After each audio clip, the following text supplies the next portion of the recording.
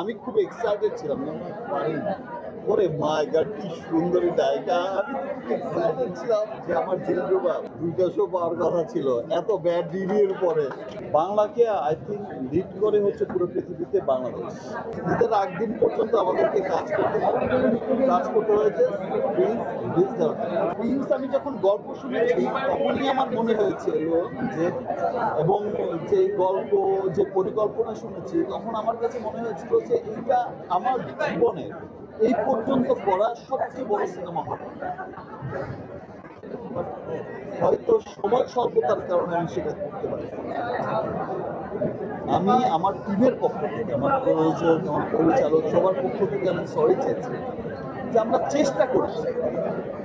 দেখেন কি বলছে, টেকনিক্যাল সমস্যার কথা বলছে, সিজির কাজটার কথা বলছে বা কালার, এটা তো সময়ের দরকার, বাট সময়টাই ছিল না। ঈদের আগ দিন পর্যন্ত আমাদেরকে কাজ করতে হয়েছে প্রিন্স দরকার। যত যাই বলুক, যে যাই বলুক, প্লিজ যারাই দেখছেন, আমি রকস্টারের শুটিং ছিলাম, সেখান থেকেই দেখছিলাম, ভিডিও দেখছিলাম। 5 দিন মাল্টিপ্লেক্সে ছিলাম না, 5 দিন পরে এসে 22টা শো পেয়েছিস ভাই। 2টা শো পাওয়ার কথা ছিল এত ব্যাড রিভিউর পরে।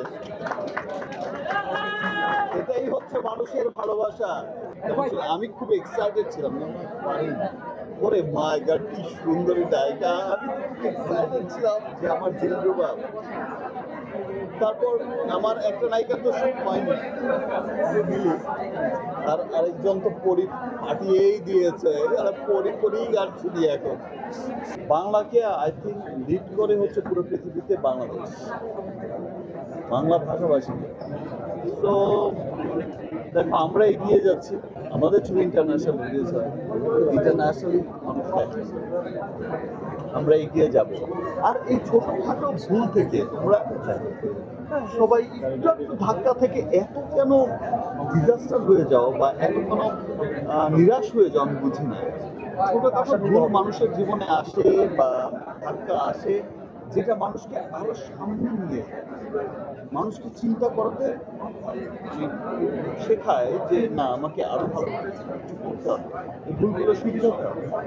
আমরা এত ভালো করব যে আমার পেছনের জীবনে দেখেনি, ইনশাল্লাহ সামনের জীবনে দেখবে।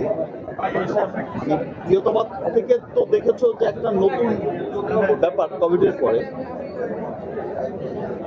আমি এইটুকু বলতে পারি যে আপনার প্রিন্স দেখবে যে নতুন একটা অধ্যায় শুরু হয়েছে আমার।